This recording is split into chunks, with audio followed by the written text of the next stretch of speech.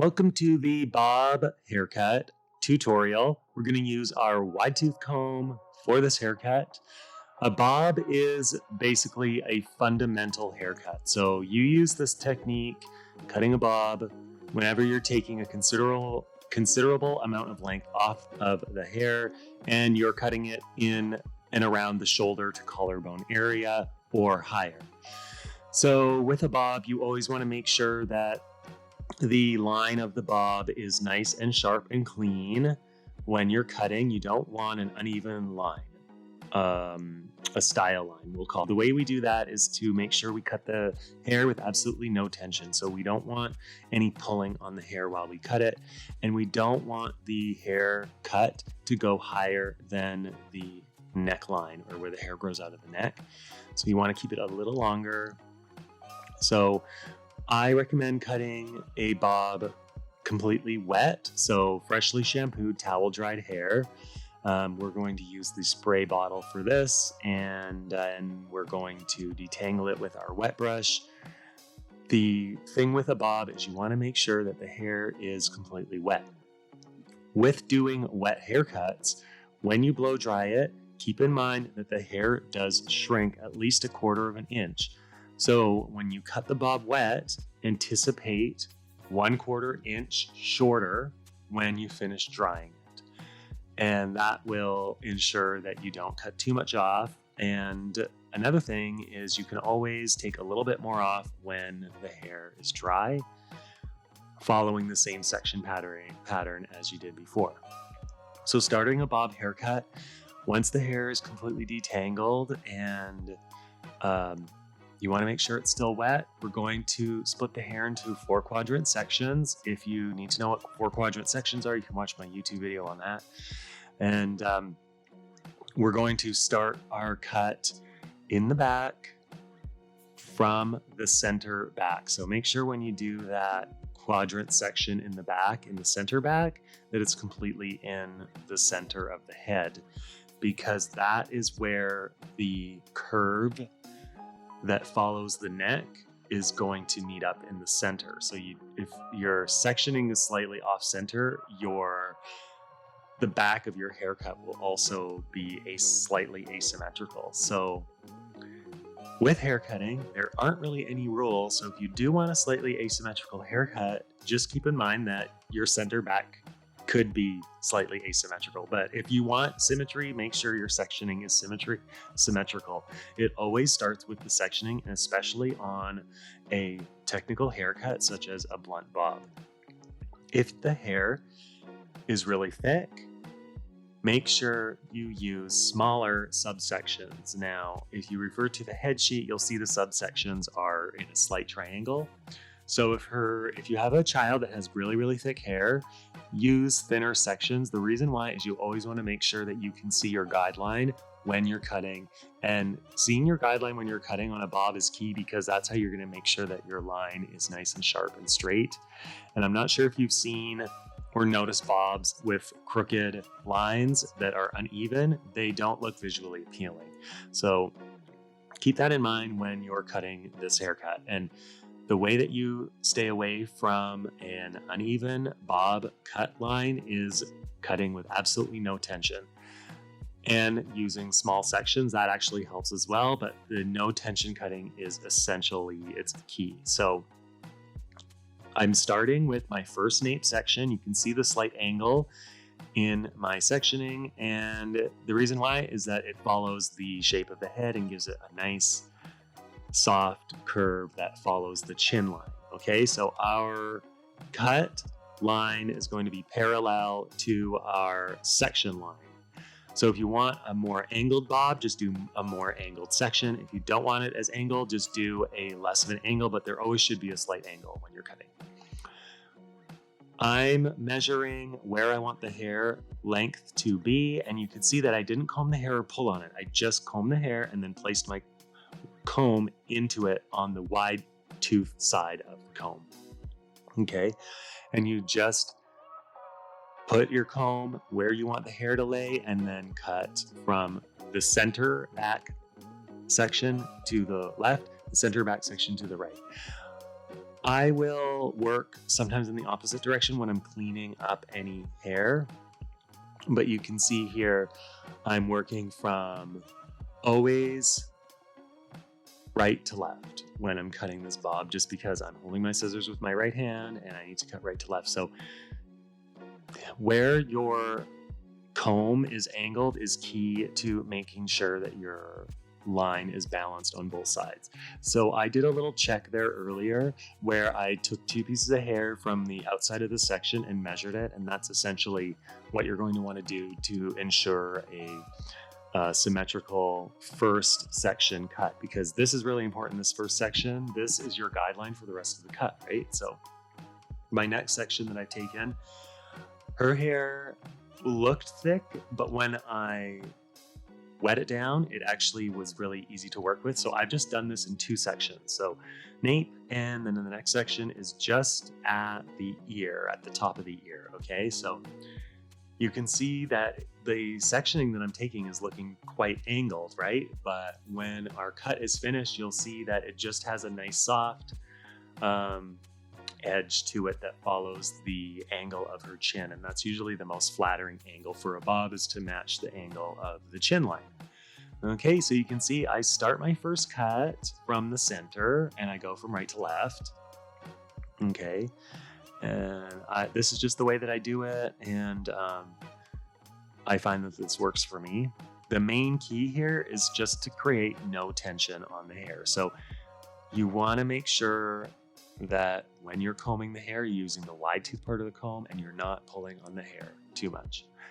If there's some pulling, I usually will tap the hair just to release some of the tension in the comb. Sometimes if their hair is really curly, you need to make sure that the hair bounces more. So you can use the edge of your scissors to tap the hair and increase that bounce back.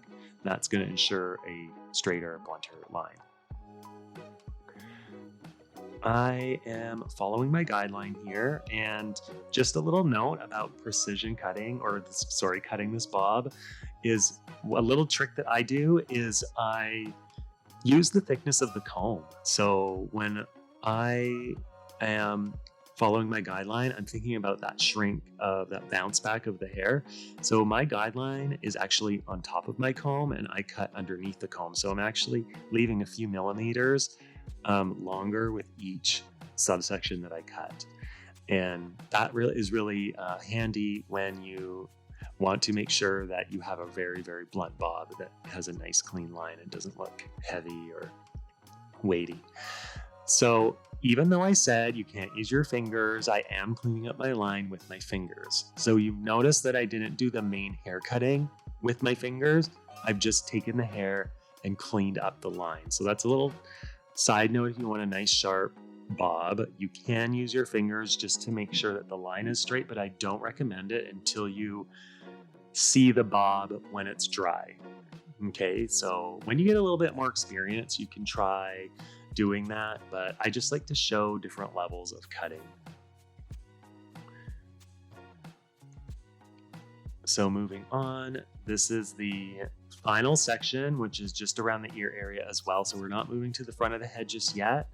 We're going to cut this section here. So this is classified basically as the back. So we're just working in the hair in the back of the nape. And after I cut this hair, before we move into the front, I recommend blow drying the hair straight and checking again your line for cleanliness and sharpness, because you'll be able to see that better when it's dry, and then you'll make sure that your haircut's perfect. So when you actually drop those top sections that are the most important sections for this haircut, you'll make sure that everything's perfect. So again, I follow the line of the subsection to my cutting line. So my comb is parallel to that same line.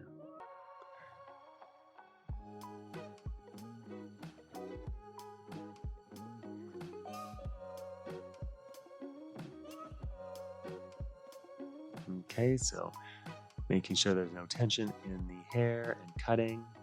Okay, so I've just indicated that my guideline is above my comb and I'm cutting below the comb. So that's a little trick that you can do to get your bob sitting really nice. Again, check the outer corners for symmetry. If you got a little bit of longer hair, there you go. I am using my fingers here again, but what you want to make sure is no pulling on the hair and keeping your hand rested against their shoulder. Okay, so another option would just be to comb the hair and go over your guide, but if you do cut the hair, the bob with your fingers, just know that you do run a risk of kind of doing a chunky, heavy looking bob with a lot of corners in it. So if you end up cutting the bob with your fingers and the finished product looks like that, you'll understand why. There is too much tension in the hair. A bob is all about cutting with zero tension, and that's how the hair lays really nice and straight in its natural position. So we're going to take that next section in front of the ear. And again, we're following the shape of the head. So the angle of the section now is not going to be as drastic as the back, because the back is where the head is more round. So as we move to the front, our angle's just a little softer, still slightly a little bit more parallel, but just a little bit softer, matching our bob line. So this section's key here because this is your first cut into the front. So this is going to dictate the length in the front. You could change the angle of your comb for a sharper length going right into the front. You could have something really different and unique there just by changing the angle of your comb and having it go longer in the front. Another note about leaving length in the front, I recommend leaving the front long just because it's very easy to cut the hair a little shorter when it's dry, and it helps with kids with finer or thinner hair, just to make sure you don't cut too much off. Okay, a little trick for leaving extra length is to cut the hair that's in the front on the back. So you kind of slightly over direct the hair back to the shoulders, and that actually creates more length in the front without having to change the angle of your comb too much or worry too much about how you're holding your comb, because the hair will be resting against the shoulder and it's easier to follow your guideline that way. So again, I'm cutting with no tension. That's why I'm scooping the hair from underneath, because by doing that in the front, it allows me to make sure that there's enough bounce of that hair around the ear so I don't get any springing.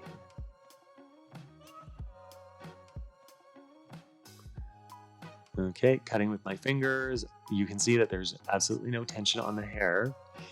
So just ensure that you can see the hair is loose when you're using your fingers to cut.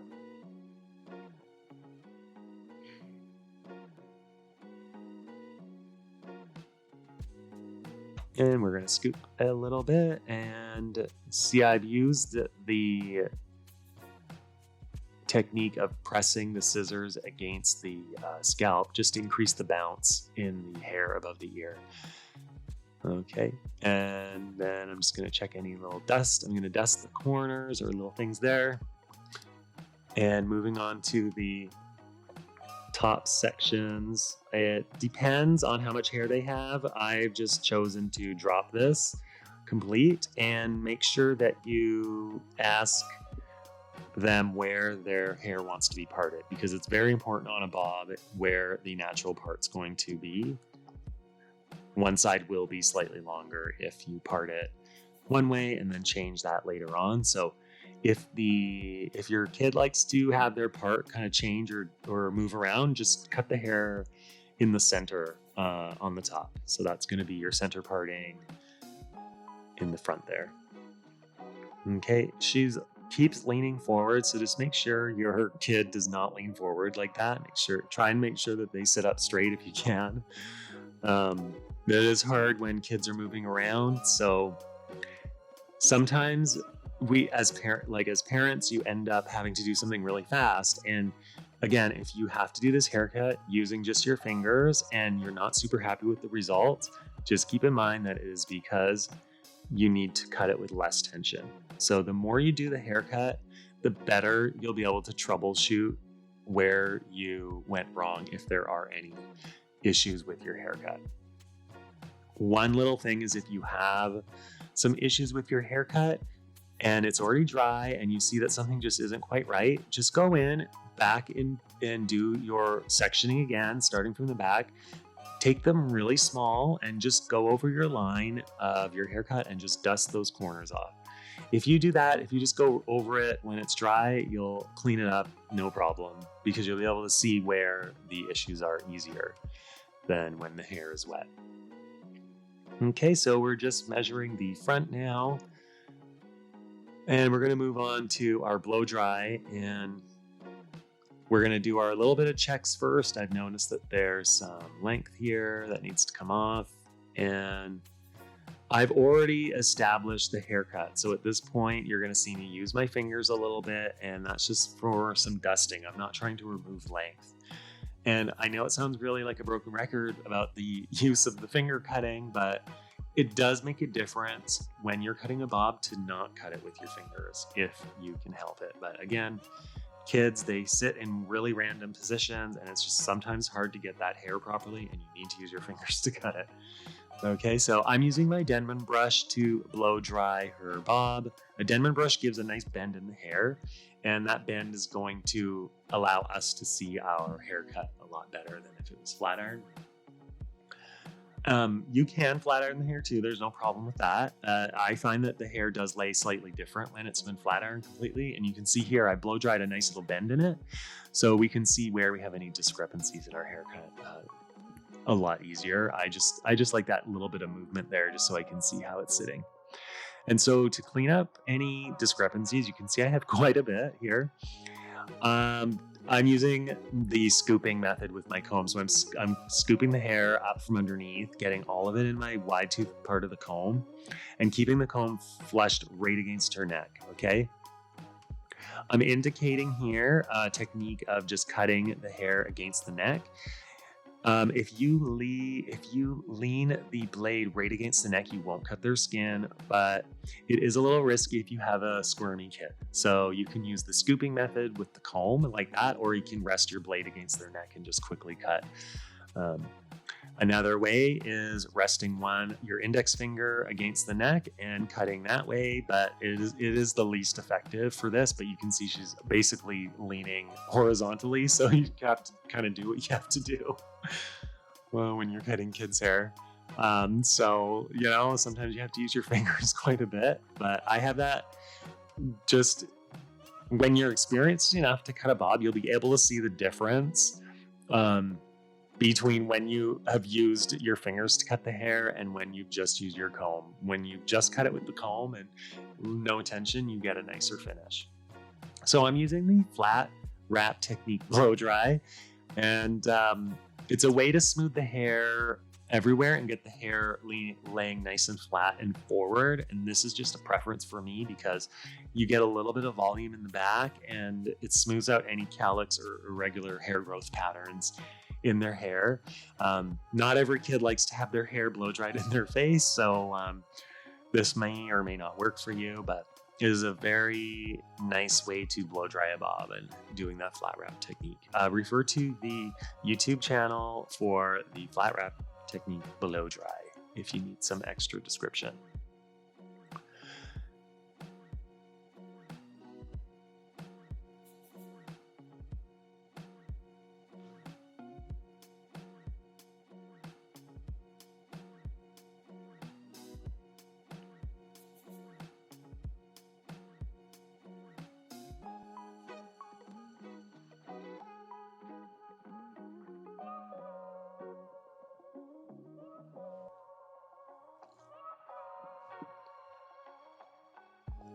Okay, finishing up here, and I like to keep a little bit of movement in the hair.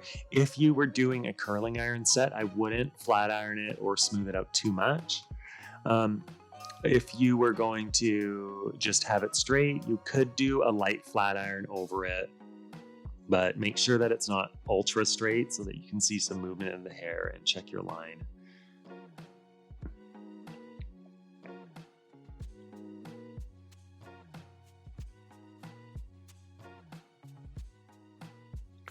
Okay, so we're just dusting. Okay, I'm not removing any length. I'm checking the line of her hair. You can see that I'm allowing the hair to bounce up, so that means I'm not pulling on her hair, even though I am combing it. So a trick to doing that is to comb the hair and let it bounce a little bit, and then clamp it in between your fingers. Okay, this hair could be flat ironed. It would be totally fine. If you wanted to flat iron it, it just depends on how much time you have, or how well your kid can sit, essentially. That's going to tell you how much time you have to do all these cleaning and dusting and all those things. I don't necessarily recommend doing this haircut dry, but sometimes you need to. So if you need to do this haircut dry on your child, I would just take finer sections so you can see your guideline. Okay, and there you have it. There's our bob. You can see it's kind of finishing up. We're just gonna comb it down, check the front for symmetry, and you can see she lost quite a bit of length there, and it's quite a nice angle following the line of her jaw. So thank you so much for watching, and stay tuned for the next video.